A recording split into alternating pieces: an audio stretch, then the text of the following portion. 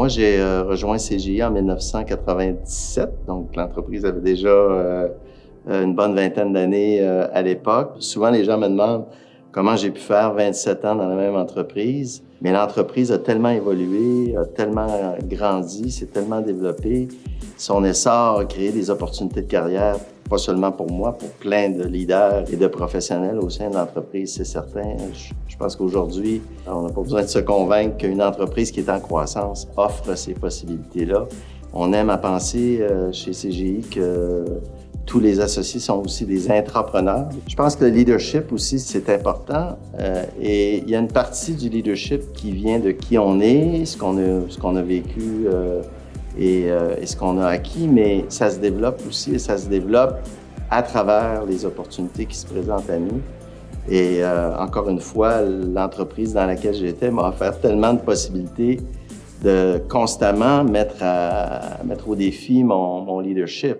J'ai pris la direction de l'unité d'affaires ici à Québec, où j'avais à gérer finalement toutes les dimensions d'une entreprise en soi, finalement, parce que notre modèle chez CGI fait que nos leaders dans nos marchés sont responsables de leurs opérations. Ça m'amenait sur un échiquier dans une quarantaine de pays, avec des cultures nationales complètement différentes ou très différentes. Qu'il faut respecter parce qu'on ne veut pas arriver là en conquérant, mais on veut arriver là en facilitateur et en ambassadeur de ce que l'entreprise a à offrir de mieux. Bien, ça aussi, ça a été tout un apprentissage. Puis ça vient, en tout cas dans mon cas, ça vient du métier de consultant. Parce qu'un consultant, au fond, il a fait le choix de travailler dans différentes organisations tout au long de sa carrière. Son modus operandi est très simple, c'est beaucoup basé sur l'écoute pour poser les bons diagnostics, pour être capable de proposer des solutions de calibre à ses clients. Je m'étais fait un devoir aussi, en tant que dirigeant de l'unité d'affaires, d'avoir un partenariat très solide avec le milieu académique. Il faut à la fois contribuer à avoir des universités fortes et qui compétitionnent à l'échelle mondiale, mais qui peuvent aussi garder des liens étroits avec les gens qui travaillent dans nos entreprises puis qui veulent continuer de se développer.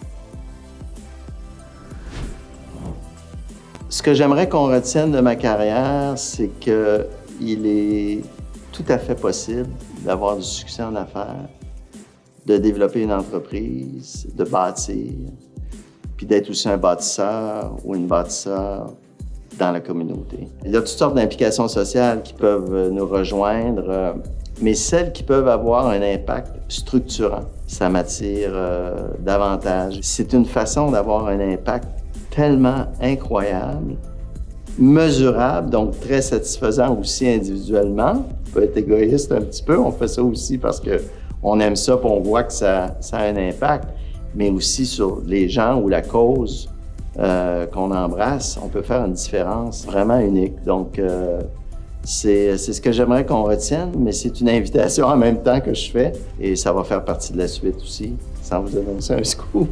Mais c'est sûr que ça va faire partie de la suite parce que je pense que c'est comme ça qu'on peut bâtir une ville comme Québec. C'est parce qu'il y a des gens qui s'impliquent quelque part, c'est sûr.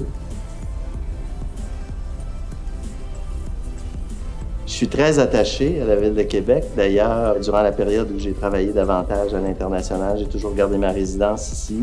C'est ici que j'ai grandi, c'est ici que mes parents se sont rencontrés. C'est une belle ville.